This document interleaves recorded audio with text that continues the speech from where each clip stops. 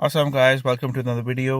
और गाइस आज की वीडियो में मैं आपको कुछ ब्लिंकिंग इंडिकेटर्स जो होते हैं गाड़ी के अंदर जो आ रहे होते हैं उनके बारे में बताता हूँ।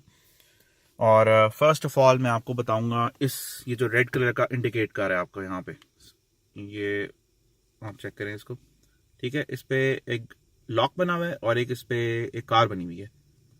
ठीक है, किसी ने मेरे से क्वेश्चन किया कल ही कि ये मेरी गाड़ी में एक चेक लाइट आ रही है, तो इसको हम किस तरह ठीक करें। ये गाइस ये चेक लाइट नहीं है, ये इमोबलाइजर सिस्टम होता है गाड़ी में लगा हुआ, जिसकी वजह से आपकी गाड़ी चोरी नहीं हो सकती विदाउट द की बेसिकली इसके साथ कम्युनिकेट करती है इस सिस्टम के साथ, और उसके बाद आपकी गाड़ी स्टार्ट हो आती है। ठीक है, या आपकी जो टोयोटा एक्वा की होती है उसके अंदर ये चिप लगी हुई होती है, ये कम्युनिकेट करती है कार के साथ, और उसके बाद आपकी गाड़ी स्टार्ट भी हो आती है। जब उसको आप स्टार्ट करेंगे तो ये दिखाता हूँ मैं आपको स्टार्ट करके गाड़ी।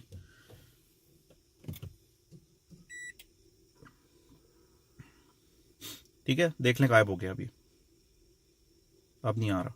लेकिन जब आप गाड़ी बंद करेंगे तो ये वापस एक्टिवेट हो जाएगा, मीनिंग के ये सिस्टम इन यूज नहीं है और ये एक्टिवेट हुआ है, आर्म हुआ है।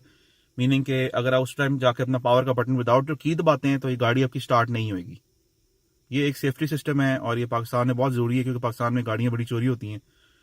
डीएचए से करोलास मेहरान बहुत ज़्यादा चोरी हुई थी काफ़ी अर्सा पहले, और वो ये वजह थी कि उनमें इमोबलाइजर सिस्टम नहीं लगा हुआ था। इमोबलाइजर सिस्टम जिस गाड़ी में लगा होता है उस गाड़ी को चोरी करना बहुत मुश्किल है, मतलब ज़्यादा से ज़्यादा टो कर सकते हैं गाड़ी को। और उस टाइम भी आपकी गाड़ी का जो स्टीयरिंग है लॉक हुआ है तो वो गाड़ी की जाएगी नहीं। तो ये एक सेफ्टी सिस्टम है एंड ये कोई चेक लाइट नहीं है। ठीक है गाइस, और ये थी आज की वीडियो देखने का शुक्रिया। अल्लाह हाफिज़।